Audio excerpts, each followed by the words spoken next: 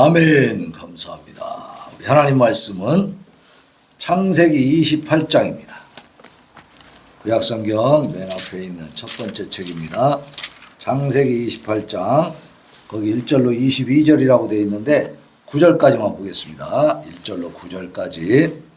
자, 창세기 28장 1절부터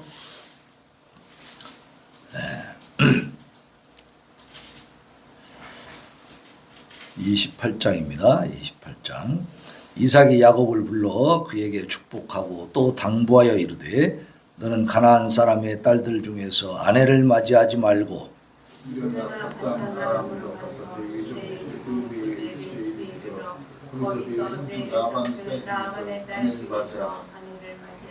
전능하신 하나님이 내게 복을 주시어 내가 생육하고 번성하게 하여 내가 여러 족속을 이루게 하시고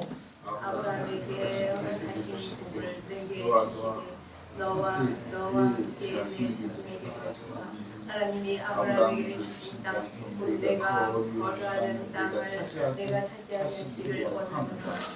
이에 이삭이 야곱을 보내매 그가 밧단 아람으로 가서 라반에게 이르렀으니 라반은 아람 사람 부두엘의 아들이요 야곱과 에서의 어머니 리브가의 오라비더라. 에서가 본즉 이삭이 야곱에게 축복하고 그를 밧단 아람으로 보내어 거기서 아내를 맞이하게 하였고 또 그에게 축복하고 명하되 너는 가나안 사람의 딸들 중에서 아내를 맞이하지 말라 하였고 또 야곱이 부모의 명을 따라 밧단 아람으로 갔으며 에서가 또 본즉 가나안 사람의 딸들이 그의 아버지 이삭을 기쁘게 하지 못하는지라. 같이 읽습니다. 이에 에서가 이스마엘에게 가서 그 본초들 외에 아브라함의 아들 이스마엘의 딸이요 느바요스의 누이인 마할랏을 아내로 맞이하였더라. 아멘. 자, 오늘은 야곱의 도피와 에서의 축첩. 축첩이 뭐예요? 첩을 또 둔다는 말이지. 축첩. 바람둥이에요. 바람둥이요. 예, 그러니까. 오늘 이 본문을 보면 야곱과 에서의 이야기인데, 자, 야곱이 어머니하고 짜고 어머니의 사주를 받았지. 사실 리브가의 사주를 받아가지고 어떻게 했어요? 아버지를 속이고 장자의 축복을 받아버렸지. 그러고 나니까 에서가 형이 어떻게 됐어요? 형이 야곱을 좋게 볼 수 없지?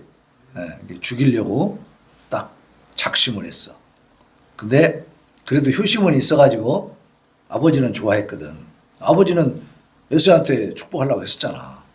그러니까 아버지가 살아계신데 동생을 죽이면 아버지가 얼마나 슬퍼하시겠어요? 에서는 엄마는 안중에도 없어. 엄마가 슬퍼하는 거 신경 안 써. 엄마는 내 편 아니니까. 근데 아버지에 대해서는, 이삭에 대해서는 그래도 존중하는 마음이 있어. 그래서 아버지가 살아계신 동안에 내가 차마 너를 못 죽이겠지만 아버지가 이제 연로하시고 눈도 잘 안 보이고 그러니까 이제 돌아가실 날이 보이지 않았단 말이야. 아버지만 돌아가시면 너는 내가 죽일 거다. 그렇게 이제 이삭이 마음을 먹고 있는 거예요. 그렇게 이제 이삭이 작심하는 것을 누가 들었어요? 리브가, 엄마가 들었어. 아이고, 큰일 났지?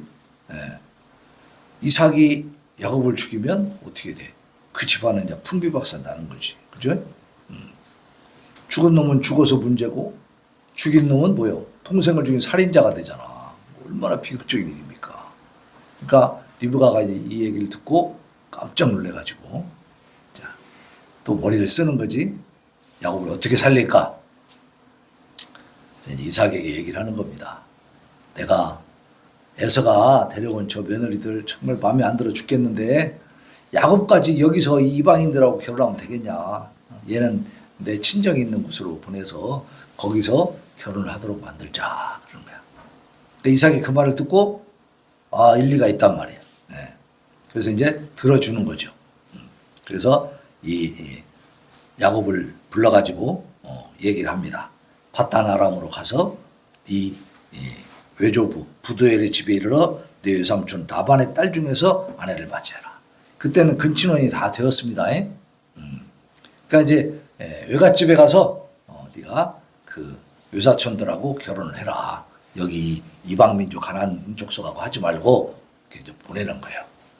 이제 그렇게 이삭에게 이제 허락을 받고 야곱이 이제 떠나는 그 장면이 오늘 이제 28장 1절로 5절에 있는 말씀이고, 자 6절 이하에 보니까 에서가 가만히 보니까 아버지가 이 야곱을 장가 보내려고 외갓집으로 보낸단 말이야. 그러면 야곱의 외갓집이 에서에게도 외갓집이 아니야. 에서한테도 외갓집이지. 똑같아. 근데 이유가 뭐냐?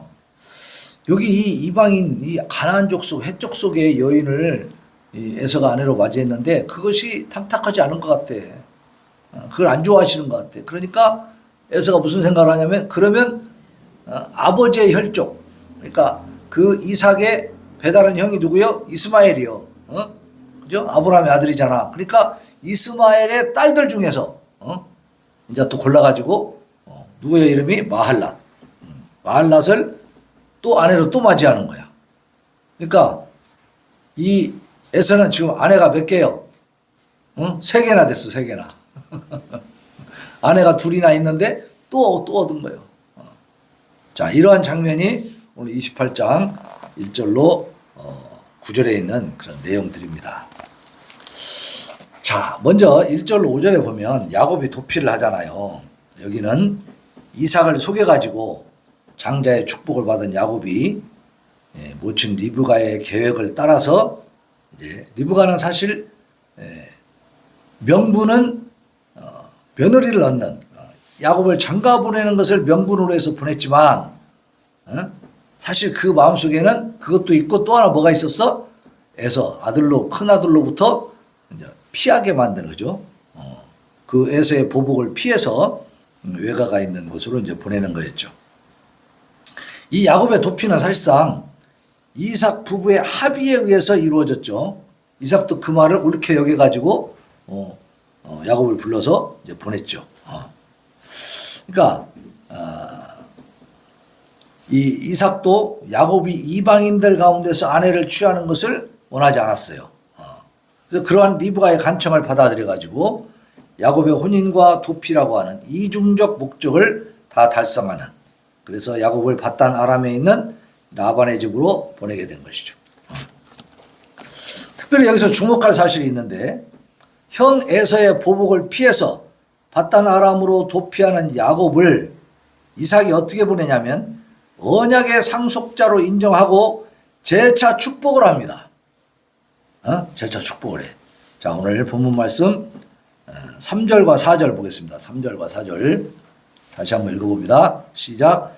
전능하신 하나님이 내게 복을 주시어 내가 생육하고 번성하게 하여 내가 여러 족속을 이루게 하시고 아브라함에게 허락하신 복을 내게 주시되 너와 함께 내 자손에게도 주사.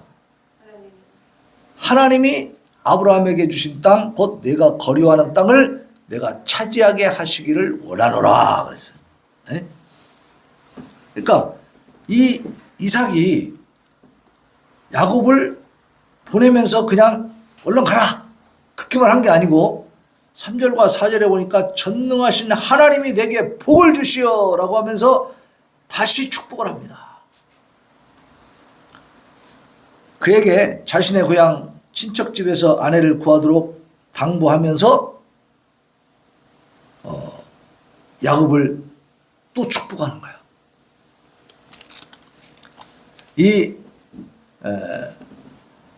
지금 야곱의 외갓집 리브가의 친정, 거기는 사실상 이삭의 고향이기도 합니다. 왜냐하면 이 부두엘의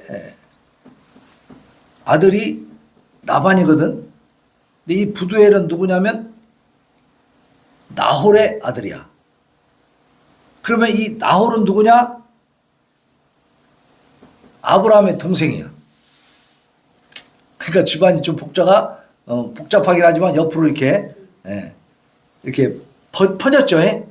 아브라함부터, 아브라함의 형제, 그 밑으로 자손들, 그 다음에 아브라함의 자손이 누구요? 이삭이요. 이삭의 아들이 야곱이잖아. 그러니까 사실은, 아브라함도, 갈대아 우르에서 떠나가지고 바단 아람에 있는 하란 땅에 있었거든. 거기 있다가 가나안 땅으로 이주해 왔거든요. 하나님의 명령을 따라서. 그러니까 결국은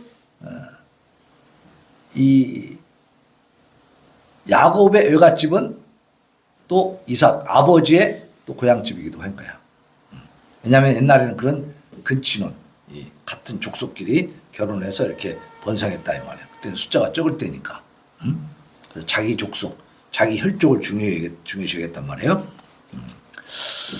자, 그래서 이삭이 앞에서 일어났던 그 일련의 사건, 곧 야곱이 장자의 축복을 탈취했지, 탈취. 응? 속여가지고 해. 그런 사건을 경험하면서 이삭이 뭘 깨달았냐면, 아하, 얘네들이 태중에 있을 때부터 큰 자가 작은 자를 섬기리라고 하는 하나님의 예언의 말씀이 있었단 말이에요. 아, 그렇지. 장자의 축복은 야곱이 받는 게 맞겠구나. 내 생각에는 에서가 맞았지만, 응? 하나님 뜻은 야곱에게 있었지. 이걸 깨닫게 된 거죠. 그러니까 야곱을 보내면서 재차 축복을 하는 겁니다. 그래서 그가 하나님의 주권을 깨닫고 그 주권에 온전히 순복하기로 작정했어. 이삭은 원래 신앙이 좋은 사람이었어요. 그죠? 아버지가 자기를 묶어가지고 제단에 올려놓고 막 죽이려고 해도 도망갔어, 안 도망갔어? 안 도망간 사람이에요. 왜? 하나님의 뜻대로 하는구나. 아버지는 지금 미친 게 아니고 하나님의 명령 따라서 하시는 거니까 나도 순종해야지. 이렇게 했던 사람이에요. 신앙이 대단히 좋은 사람이에요. 그러니까 깨달은 거야. 아, 그렇지. 하나님 뜻이 이 에서에게 있는 게 아니고 야곱에게 있었지. 그래서 그것을 온전히 순복하기로 작정하고 받아들인 거예요. 그래서 우리가 여기서 뭘 깨달아야 되냐면 하나님의 뜻을 깨달았으면 그 뜻에 그대로 따르는 순종의 자세를 취해야 될 줄로 믿습니다. 하나님의 뜻을 깨달았는데도 그대로 행동하지 않고 순종하지 않는다면 그 사람의 죄는 더 클까 작을까? 더 크지. 알고 짓는 죄는 더 큰 죄가 됩니다. 그것을 고의범이라고 그래. 고의. 과실에 의한 어떤 사고를 쳤어. 아니면 고의로 사고를 쳤어. 그러면 어떤 죄가 더 무거워요? 고의로 한 게 더 무겁지. 그러니까 여기서 말씀하시는 것도 그거야. 하나님의 뜻을 깨닫지 못해서 몰라서 순종하지 못한 것은 그래도 하나님이 좀 봐줄 수 있어. 못 깨달았으니까. 근데 깨닫고 알았는데도 죄를 짓고 있네? 순종하지 않네? 그럼 뭐요? 그럼 대적하는 거죠. 하나님 앞에 반항하는 거지. 그죠? 그거는 용서받지 못합니다. 반드시 깨지게 돼 있어. 근데 이삭은 깨닫고 나서 어떻게 했어요? 바로 순종한 거야. 그 증거가 뭐요? 야곱을 다시 한번 축복해 주는 거야. 그래서 야곱이 바단 아람으로 이렇게 여행하는 것은 표면적으로는 에서의 보복을 피하기 위한 도피 여행이었지만 실은 구별된 언약의 상속자로서 그 신앙과 혈통의 순수성을 보존하기 위해서 또 장차 이스라엘 민족을 형성할 12지파의 조상들을 배태한 이런 여행이었어. 왜냐하면 야곱이 지금 혼자 지금 자기 아버지 집을 떠나가지고 에서를 피해서 지금 가고 있잖아요. 거기 브엘세바 있지. 브엘세바 이 이스라엘의 남쪽이거든. 여기서 지금 북쪽으로 막 올라가는 거야. 한참 저 최북단에 하란이 있거든. 거기까지 지금 먼 긴 여행을 혼자 가는 거예요. 그런데요, 나중에 그 야곱을 통해서 아들이 몇 명 나와요? 12명이 나오는 거야. 그 12명이 뭐가 됐어요? 이스라엘의 조상들이 되는 거야. 그 지파를 이루잖아. 12지파. 그 야곱이 혼자 가지만, 그래서 도피하는 신세가, 도망자 신세가 됐지만 하나님이 누구를 약속의 상속자로 정하셨어요? 야곱을 정해놨잖아. 이미 언제? 뱃속에 있을 때부터 이미 하나님이 정하신 거야. 그 정하신 것이 그대로 어떻게 돼요? 나중에 다 이루어집니다.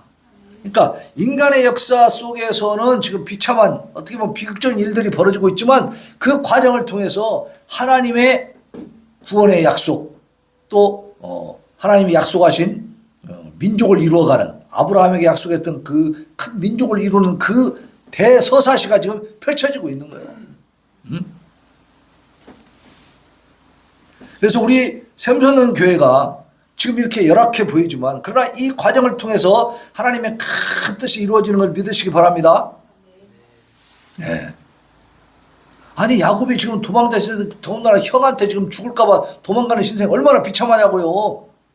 꾀죄죄하고 정말 별거 없는 그리고 너무 초라하고 또 비참하고 슬픈 지금 사건이 벌어지고 있잖아. 그러나 이걸 통해서 하나님이 뭘 하신다고요? 큰 민족을 이루겠다고 하셨던 그 할아버지 야곱의 할아버지 아브라함에게 약속했던 그 약속이 이루어지는 과정이라니까. 네. 그러니까 하나님과 함께하는 자는 어느 곳에 서 있든지 하나님의 비전을 믿으시기 바랍니다. 네. 그래서 구속사적으로 볼 때는 이 야곱의 밧단 아람으로의 이 도피가 굉장히 의의가 큰 겁니다. 그래서 하나님은 택한 백성의 삶의 그 사건, 모든 역사, 우리가 살아가는 모든 그 과정들 속에 섭리를 하시는 거야. 직접. 간섭하시는 거야. 그래서 하나님의 구속사, 하나님의 큰 비전을 약속을 이루어 가십니다. 그러니까 성도들은 자신들이 생애 순간순간에 하나님의 구속사적인 뜻이 무엇인가 이것을 기도하면서 깨달아 발견하고 그 뜻에 부응하는 그 뜻에 협조하고 순종하고 협력하는 그런 삶을 살아야 됩니다. 우리의 삶은 세상 사람들이 볼 때는 별 볼 일 없는 삶이지만 하나님 편에서는 굉장히 중요한 삶이에요. 여러분들 한 사람 한 사람이 왜 하나님의 큰 비전, 인류 역사를 향한 큰 구속사의 그 흐름을 우리를 통해서 이끌어 가시는 줄로 믿으시기 바랍니다. 우리는 존귀한 존재들이야. 첫 번째, 하나님이 창세 전에 세상을 만드시기 전에 이미 예정했다고 했잖아. 그죠? 그때 하나님의 계획 속에는 내가 있었어 없었어? 있었다니까. 우리는 몰랐죠. 우리 전혀 상상도 할 수 없는 일이지만 하나님은 우리를 이미 세상을 만드시기 창조하시기 전에 태초에 하나님이 천지를 창조하시나 창세기 1장 1절이 시작되기도 전에 하나님은 나를 알고 계셨고 계획하고 계셨어. 내가 얼마나 존귀한 존재입니까? 보통 존재가 아니죠. 이 존귀한 존재는 존귀하게 살아가야 돼요. 막 허랑방탕하게 살아가야 돼요. 존귀하게 살아가야지. 육군사관학교 들어간 육사생도가 세상에 나와가지고 휴가를 나왔어. 그러면 품위를 유지하면서 그 휴가를 보내야 돼요. 막 개망나니처럼 그렇게 살아야 돼요. 이 육군사관학교나 경찰대학생이 휴가 나와가지고 사회에서 술 먹고 싸우면 어떻게 되는지 아세요? 잘했든지 잘못했든지 술 먹고 싸우면 퇴학이요, 퇴학. 품위를 유지해야 돼, 품위. 우리가 그만큼 존귀한 존재니까 세상에서 함부로 살면 안 되는 겁니다. 자, 밧단 아람이라고 하는 지역은요, 아람의 평야다 그런 뜻이 아람의 평야. 그 굉장히 넓은 지역이야. 지금 우리나라로 알기 쉽게 얘기한다면 전라북도 지역, 예를 들어서 호남평야, 뭐 이런 식이야. 호남평야 굉장히 넓죠. 그 중에 김제, 군산, 대야 뭐 이러면 이게 좁혀지지. 그 지역이 나오잖아요. 밧단 아람이라고 하는 큰 지역에 하란이라고 하는 성읍이 있다 이 말이야. 그 성읍에 누가 살아? 유삼촌 라반이 살고 있어. 지금 거기로 이 야곱이 가고 있는 겁니다. 자, 그 다음에 이제 3절과 4절 그 축복의 내용이 나오죠. 이 내용을 보면 전능하신 하나님이 내게 복을 주셔서 네가 생육하고 번성하여 이렇게 번성하게 하여. 생육하고 번성하라는 이미 창세기에서 인간을 만들어 놓고 하나님이 주신 복이야. 생육하고 번성하여 땅에 충만하라. 그러니까 지구 땅덩어리를 이렇게 크게 만들어 놨는데 2명만 있으면 되겠어요? 안 되겠어요? 에? 안 되지. 그러니까 하나님이 생육하고 번성해서 이 땅에 충만하라 그래서 충만하라. 그 명령대로 지금 됐어요? 안 됐어요? 됐잖아요. 75억의 인구가 지금 살고 있잖아요. 이 지구에. 그죠? 그래서 최초의 인류가 아담 이후로 왜 900살 이상씩 막 살았냐. 거기 보면 900살까지 살기만 한 게 아니고 그 사는 기간 동안에 계속 자녀를 낳았다고 그랬거든. 그죠? 그러니까 2명밖에 없으니까 이제 이 지구 땅덩이를 채우려면은 빨리빨리 번성을 해야 되겠죠? 그러니까 900년 동안 자녀를 낳은 거예요. 그 자녀는 또 성장하면서 또 자녀를 낳고 또 자녀를 낳고 그러죠? 그러니까 이게 계속 번성할 수밖에 없는 거죠. 그래서 빨리 번성하게 만드신 거야. 그래서 오래 살게 만드신 거예요. 그 생육하고 번성하게 하는 것을 지금 야곱에게도 말씀해. 왜 그러냐면 야곱의 집안이 아브라함부터 시작한다고 볼 때 아브라함이요 사라하고 결혼했는데 자녀가 있었어 없었어? 없어요. 없어. 75세에 부름받을 때에도 자녀가 없었어. 10년이라도 자녀가 안 생겨. 그러니까 사라가 자기 여종을 아브라함한테 보내면서 이 아이를 통해서 아이를 낳으시오. 이 여종을 통해서 내가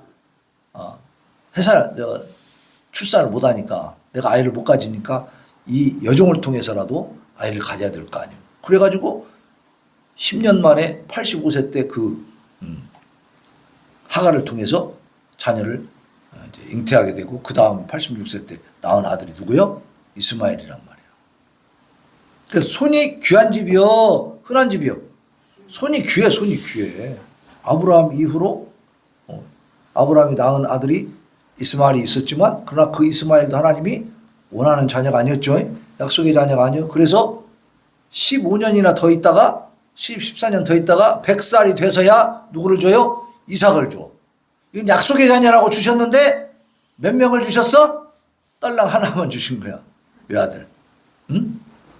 그러니까 하나님이 내가 너로 큰 민족을 이루게 해주겠다고 말씀하셨는데 아브라함에게는 자녀를 약속의 자녀는 하나밖에 안 준 거야. 이삭 하나. 그리고 이삭은 이제 그러면 아브라함이 생각했겠지. 우리 손자 된 좀 자녀가 아들이 많이 나오겠지. 그래야 이제 번성하는 거 아니야? 근데 리브가도 어떻게 했어요? 아이를 딱 한 번밖에 안 낳네. 근데 그것도 쌍둥이로 다행히 둘을 낳았어. 근데 둘에서 그치네 이제. 응? 손이 귀한 집안이요. 응? 근데 하나님은 뭐라고 하셔? 너 아브라함 네 후손을 통해서 큰 민족을 이루게 해주겠다 이 말. 도대체 언제 이루어질지를 모르겠는 거예요. 그런데 이 야곱을 통해서 이제 하나님이 다시 한번 그 약속을 주시는 거예요. 그렇다면 지금 야곱이 혼자 떠나고 있지만 뭔가 지금 기대되는 바가 있죠. 그 야곱의 그 도피 그 여행을 통해서 하나님의 뜻이 지금 점점 가까이 오고 있는 거야. 에? 그 야곱을 통해서 무슨 일이 벌어질지 우리는 이제 기대하게 된다고 말이에요. 그래서 이 축복을 보면 아브라함에게 허락하신 복을 내게 주시되 그랬잖아. 아브라함에게 허락하신 복 뭐요? 생육하고 번성하고 큰 민족을 이루는 복을 네게 주시되 내가 또 너와 함께하는 그 내 자손에게도 줘서 하나님이 아브라함에게 주신 땅 곧 내가 거류하는 땅을 내가 차지하게 하시기를 원하노라. 그 땅도 가나안 땅도 주신다 그랬거든. 민족이 번성하면 살 땅이 있어야 돼 없어야 돼? 있어야 되니까. 민족을 자녀를 번성하게 해서 민족을 이루게 해주고 그 민족을 이룬 그 자손들이 살 땅을 허락을 해주신 거예요. 그게 바로 가나안 땅이에요. 아직까지는 거기서 크게 번성하지 못했기 때문에 지금 나그네로 살고 있는 거지. 아브라함도 이삭도 야곱도 에서도 다 나그네야 지금. 근데 야곱을 통해서 그렇게 해주기. 아브라함 그 자기 아버지 이삭한테는 아버지잖아. 그 아버지에게 약속하신 그 복이 그 약속이 너를 통해서 이루어지기를 원한다. 이렇게 축복을 해주는 거예요. 그렇게 하면서 이제 이 야곱을 보냅니다. 거기까지가 이제 5절까지의 내용이고, 그리고 이제 6절로 9절에 보면 에서가 축첩을 하는 거예요. 축첩. 아까 말씀드린 것처럼 아내가 둘이 있는데 또 아내를 또 얻어. 자, 이 단락은 이미 두 아내를 거느리고 있던 에서가 또다시 다른 아내를 또 취해서 이제 아내를 막 셋이나 거느리는 그런 내용인데, 에서는요 애초에 헷 족속 그 땅에 가나안 땅에 살고 있는 그 족속의 딸들 가운데 두 여인을 아내로 취했어요.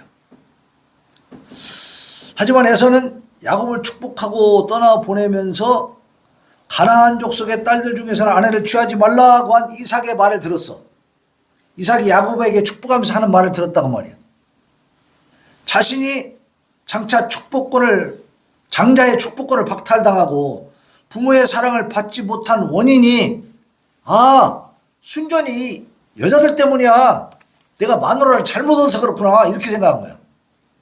그래서 그 부모의 사랑을 인정을 받지 못한 것을 순전히 어디에다 돌렸어요? 자기 아내들 탓으로 돌렸어. 그리고 이제 아브라함의 혈통을 이어받은 하갈의 소생, 아까 얘기했던 그 이스마엘의 딸을 또 아내로 맞이하는 거야. 자, 여기서 잘 생각해 봅시다. 이런 에서의 그 결혼 행각은 결국 스스로가 언약의 후계자로서 부적격하다는 사실을 입증하고 있는 거야. 왜 그러냐면 고향 친척 집에서 아내를 취하라는 야곱을 향한 이 이삭의 이 아버지의 당부 속에 담긴 참된 의미를 제대로 파악을 못했어. 그 참된 의미는 뭐냐? 신앙과 혈통의 순수성을 보존하라, 그런 뜻이었거든. 그런데 혈통만 생각한 거야. 혈통만 생각하면 이스마엘의 딸도 같은 족속이죠. 왜냐하면 지금 이스마엘은 누구요? 에서한테는 베달은 큰아버지야. 왜? 이삭의 베달은 형이니까. 그러니까 할아버지는 같아. 그러니까 어때? 그것도 혈족이란 말이야. 근데 혈족만 따지는 건 아니거든. 신앙의 순수성이 중요한 것인데. 그래서 또다시 언약에서 제외된 이스마엘 가계에서 임시 방편적으로 아내를 취하고 있는 거야.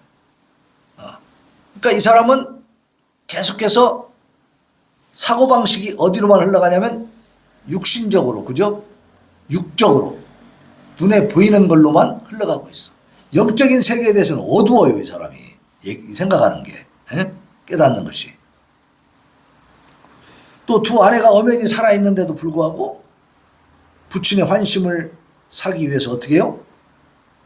그 축복받을 심산을 가지고 새 아내를 또 맞아. 그러면 이 두 아내는 기분이 좋을까 안 좋을까? 안 좋지. 이 집안에 지금 분란을 일으키고. 그러니까 이 아내들에 대한 존중감이 있어요, 없어요? 전혀 없어. 자기 생각만 하는 거야. 하나님께서 세우신 신성한 일부 일처 결혼 제도를 경홀히 여기는 겁니다. 하나님은 창세기 2장 24절에 보면 이 아담을 돌 배필로 몇 명을 만들었어? 3명?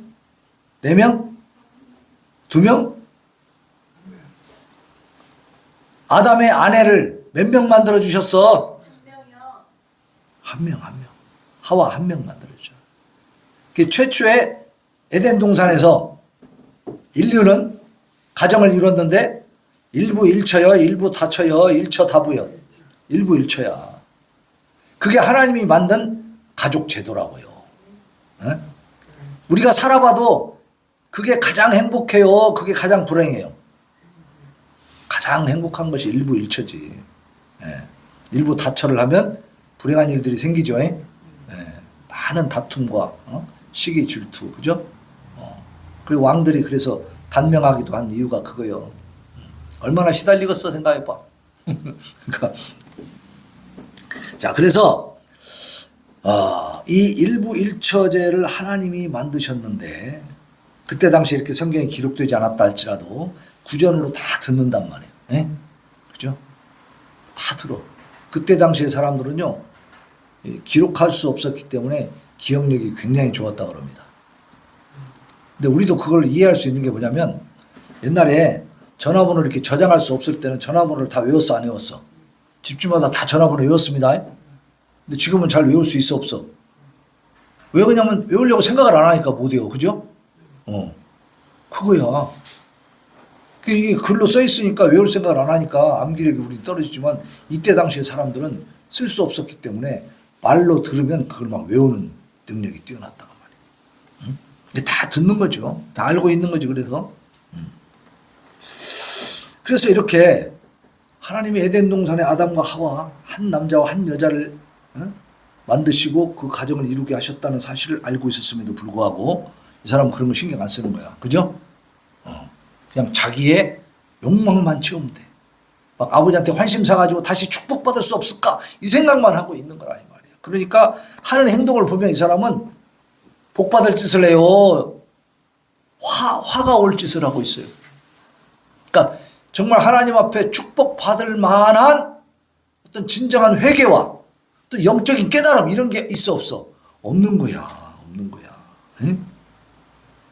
그래서 우리는 이렇게 유기된 자가 영적으로 어두워지게 되면은 그의 소행, 그의 모든 행동은 아무리 선한 행동을 자기 나름대로 뭔가 해보려고 해도 악의 연속에 불과한 거야. 그러니까 제대로 깨닫지를 못하니까 자꾸 또 죄를 짓는 짓만 하고 있는 거야. 그래서 죄로 가리워진 자는 결코 진리를 발견할 수도 없고 행할 수도 없다는 사실. 그러니까 하나님이 우리의 영적인 눈을 열어주셔야 될 줄로 믿습니다. 네. 우리의 심령 가운데 성령이 감동하셔가지고 우리 안에 믿음을 일으켜 주시고 말씀의 의미를 깨닫게 해주셔야 우리가 하나님의 뜻대로 살아갈 수가 있는 거예요. 그렇지 않은 사람들은 자기 나름대로 뭔가 열심히 한다고 지금 애써 보세요. 한다고 하긴 하는데 계속 지금 어떻게 하나님 기뻐하시는 일을 하고 있어요? 죄 짓는 일을 하고 있어요. 죄 짓는 일만 계속. 진정한 회개가 없기 때문에 그렇게 되는 거예요. 이 사람은 자꾸 남 탓만 하는 거예요. 야곱이 자기 축복을 가로챘을 때도 뭐라고 했어요? 야곱이 나쁜 놈이요. 그놈이 내 축복권을 다 뺏어갔어. 막 이러고 있는 거야. 지가 팔아먹은 거 생각 안 해. 그죠? 지가 너무 가볍게 생각하고 장자의 축복권에 대해서 우습게 생각하고 야 이런 거 내가 가지면 못하겠네. 내가 배고파 죽겠는데 야 팔쭉 줘. 이거 가져가 버려. 이랬었단 말이야 지가. 그래놓고 자기 책임이 전혀 없어. 깨달음이 없어. 깨달음. 이게 죄인들의 모습이에요. 그러니까 우리도 정신 바짝 차리고 우리 자신을 봐야 되는 게 뭐냐면 하나님 말씀 앞에 내가 정말로 철저하게 가슴 아파하면서 그 죄악에 대해서 애통하며 회개하고 있는가라는 것이죠. 형식적으로 하고 있지 않나.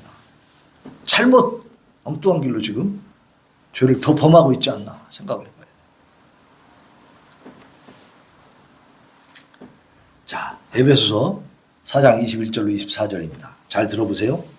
진리가 예수 안에 있는 것 같이 너희가 참으로 그에게서 듣고 또한 그 안에서 가르침을 받았을진데, 자, 네가 믿었을진데 그 말이야. 예수 그리스도를 믿는 하나님의 백성이 교회의 교인이 되었을진데 너희는 유혹의 욕심을 따라 썩어져가는 구습을 따르는 옛사람을 벗어버리고 지금까지 살아오면서 죄악 가운데서 그냥 젖어가지고 그 더러운 죄악에 뒹굴면서 살았던 그런 옛사람은 벗어버리라고 말해. 벗어버려. 그리고 오직 너희의 심령이 새롭게 되어 하나님을 따라 의와 진리의 거룩함으로 지으심을 받은 새 사람을 입어라.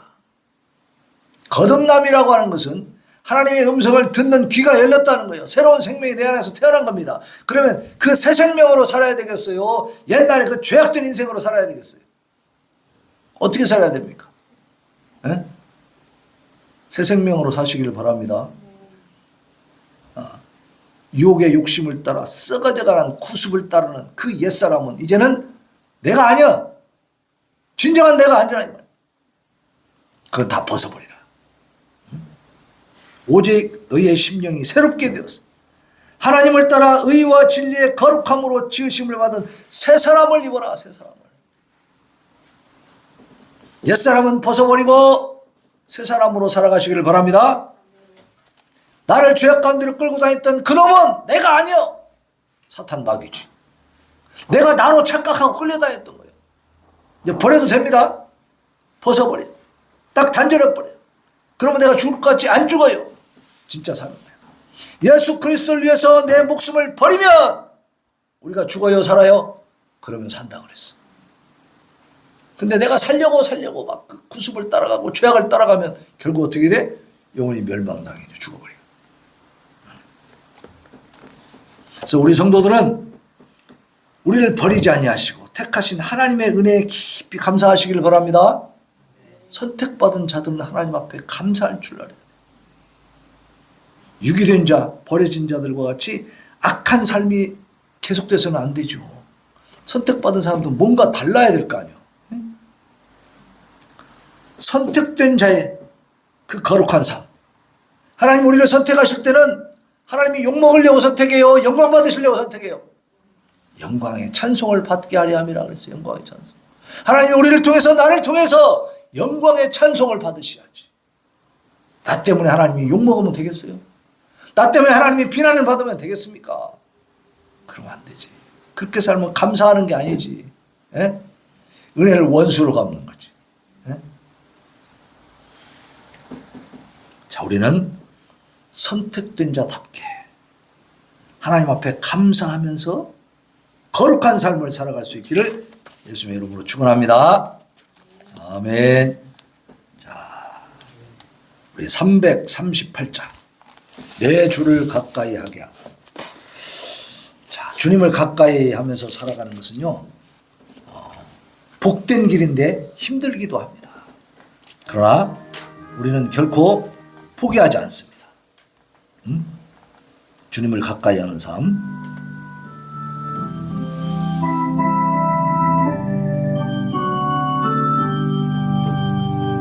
내 죄를 가까이 하게 함은 십자가 짐 같은 고생이나 내 일생 소원은 늘 찬송하면서 주께도 나가기 원합니다. 내 고생 많은 곳 옛 야곱이 돌베개 베고자 갔습니다. 꿈에도 소원이 늘 찬송하면서 주께도 나가기 원합니다. 천성에 가는 길 험하여도 생명길 되나니 은혜로다. 천사 날 부르니 늘 찬송하면서 주께도 나가기 원함. 야곱이 잠깨요 일어나노 돌단을 쌓으며 온 바다소 숨질 때 되돌아 늘 찬송하면서 주께도 나가기 이 시간에 하나님 앞에 기도합니다. 하나님, 우리는 유기되지 아니하고 선택받은 것을 하나님 앞에 진심으로 감사하며 살기를 원합니다. 그 감사하는 생활은 바로 하나님 앞에 그 말씀 순종하고 거룩하게 살아가는 것이고 하나님을 영광스럽게 하고 하나님을 영화롭게 하는 것입니다. 아버지여 옛사람의 유혹을 따라 참으로 썩어야 하는 구습을 따라가는 이 옛사람을 다 벗어버리게 하여 주시옵소서. 이제 참으로 하나님의 신령한 그 아버지 하나님이여 영의 양식을 먹고 이제는 아버지여 하나님 앞에 거룩한 삶으로 이제 하나님 앞에 영광을 올려드리는 새 사람으로 살아가게 하여 주옵소서. 부르짖어 기도하겠습니다. 주여 주여 주여